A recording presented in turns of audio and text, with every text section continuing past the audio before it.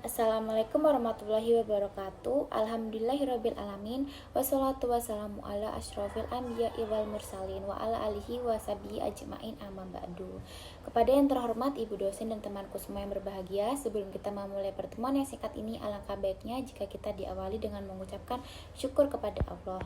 Sebab karena kebaikannya kita bisa dikumpulkan pada hari yang berbahagia ini.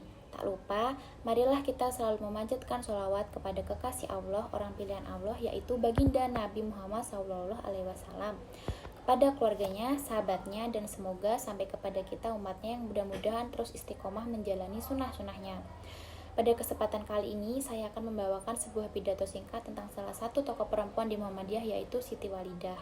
Siti Walidah adalah perempuan kelahiran tahun 1872 di daerah Kauman, Yogyakarta.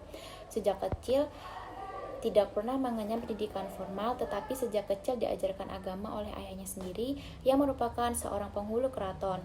Beliau tumbuh di lingkungan keluarga yang memperhatikan pendidikan agama. Pada masa itu, banyak yang mengatakan bahwa belajar di lembaga yang didirikan oleh Belanda hukumnya haram. Selain itu, penerapan hukum adat sangat ketat pada masa itu.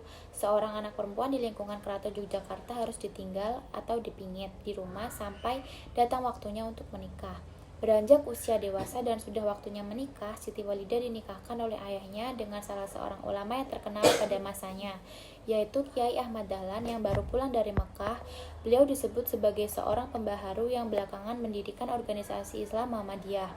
Setelah menikah dengan Kiai Ahmad Dahlan, nama Siti Walidah tidak lagi dikenal orang, melainkan diganti dengan sebutan Nyai Ahmad Dahlan. Kiprah beliau sangat besar dalam pergerakan Islam, terutama dalam melakukan pendidikan kaum perempuan di masa itu. Kiprah dan perjuangan dimulai ketika beliau ikut serta dalam merintis kelompok pengajian wanita Sopo Tresno atau Siapa Cinta pada tahun 1914. Pada awalnya, kegiatan tersebut hanya pengajian agama biasa yang diisi bergantian dengan suaminya. Namun, seiring perjalanan, waktu berkembang menjadi organisasi kewanitaan yang berbasis agama Islam. Dan dipilihlah nama Aisyah tepat pada malam peringatan Isra Mi'raj Nabi Muhammad SAW 22 April 1917. Organisasi tersebut resmi didirikan. Organisasi yang barusan berdiri itu sudah mulai banyak mengadakan kegiatan, mulai dari mengasuh anak yatim dan memberikan pendidikan khususnya kepada perempuan. Berdirinya organisasi ini menjadi ruang gerak bagi perempuan untuk belajar. Organisasi ini berdiri di bawah kepemimpinan langsung Nyai Ahmad Dahlan. Walaupun beliau tidak pernah mendapatkan pendidikan formal, namun beliau memiliki pengetahuan yang luas dan memiliki kemampuan untuk mengelola organisasi yang baik. Keterlibatan beliau dalam organisasi Muhammadiyah dan seiring menemani sang suami dalam mengelola Muhammadiyah membuat beliau tumbuh menjadi seorang pemimpin perempuan yang memiliki pemikiran dan pengalaman luas. Nyai Ahmad Dahlan memberikan usul agar organisasi Aisyah mendirikan pendidikan bagi kaum wanita yang nantinya pada asrama-asrama untuk para pelajar putri. Dalam asrama putri inilah para pelajar perempuan dididik dengan ilmu agama, kemasyarakatan, rasa kebangsaan dan juga ilmu-ilmu tentang kenegaraan agar murid-murid yang keluar dari asrama berperan aktif dalam pergerakan nasional. Beliau berjuang ingin membuang kepercayaan lama yang masih menganggap bahwa perempuan tidak seharusnya berorganisasi. Perempuan cukup berada di rumah, mendidik anak, dan melayani suami. Beliau yakin dan percaya bahwa perempuan mampu dan sepadan perannya dengan laki-laki. Bahkan, perempuan bisa melakukan hal yang sama seperti yang dilakukan laki-laki.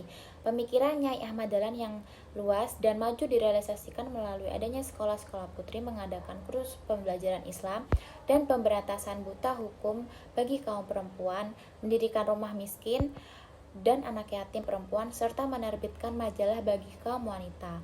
Demi mewujudkan cita-citanya, beliau bersama pengurus Aisyah lainnya sering mengadakan perjalanan keluar daerah sampai pelosok desa untuk menyebarluaskan idenya.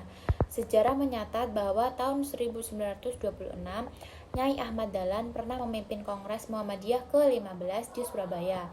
Beliau adalah wanita pertama yang tampil memimpin kongres itu. Dalam sidang yang dipandunya, duduk puluhan pria di samping mimbar.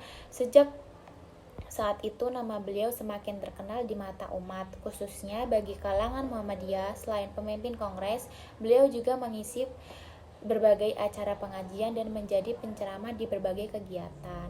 Sebagai penceramah, beliau juga terkenal sebagai tokoh yang memiliki pengetahuan luas dan maju. Beliau juga berbicara jelas dengan fasih. Nyai Ahmad Dahlan membuktikan bahwa spirit untuk mendorong kemajuan kaum wanita. Beliau membuktikan bahwa pada dunia luar bahwa asumsi agama menjadi sebab keterbelakangan bagi kaum perempuan adalah tidak selamanya dibenarkan. Bahkan keberadaannya agama yang menjadi spirit bagi sebuah kemajuan suatu bangsa. Kiprah dan perjuangannya dalam memberdayakan perempuan membuktikan bahwa perempuan juga bisa berhasil sebagaimana laki-laki. Nyai Ahmad Dahlan sebagai seorang istri dan seorang pejuang dan ulama besar sangat berperan dan membantu suaminya Kiai Haji Ahmad Dahlan dalam perjuangan kemerdekaan serta pengembangan organisasi Muhammadiyah. Beliau memberi dukungan moral kepada suaminya. Bahkan seringkali beliau bertukar pikiran dengan tokoh-tokoh pendiri bangsa seperti Soekarno, Jenderal Sudirman, dan banyak tokoh lainnya. Usia beliau yang mulai senja tidak lantas menyurutkan semangatnya. Pada masa awal revolusi, beliau tetap giat mendukung tentara yang sedang bertempur di medan perang. Beliau menganjurkan kaum wanita untuk mendirikan dapur umum dan para pejuang pun dianjurkan agar terus berjuang mempertahankan kemerdekaan. Kemudian di usianya yang ke-74 tahun, beliau mengembuskan nafas terakhirnya di Yogyakarta. Spirit perjuangan beliau harus dilanjutkan kepada generasi milenial saat ini, di mana zaman yang serba canggih tidak lantas menyurutkan semangat untuk selalu belajar memperluas pengetahuan dan wawasan. Siti Walidah atau yang dikenal Nyai Ahmad Dahlan adalah salah satu tokoh perempuan Muhammadiyah yang mampu dijadikan role model. Kemajuan teknologi digital harus mampu dijadikan ruang gerak yang luas dalam menyiarkan kebaikan dan kebenaran serta mengembalikan sejarah yang sudah lama tidak dipelajari atau bahkan sudah dilupakan. Demikian kiranya yang bisa saya sampaikan. Kurang lebihnya saya mohon maaf jika salah satu kata yang terucap, dan atas perhatiannya saya ucapkan terima kasih yang sebesar-besarnya. Akhir kata saya ucapkan wassalamualaikum warahmatullahi wabarakatuh.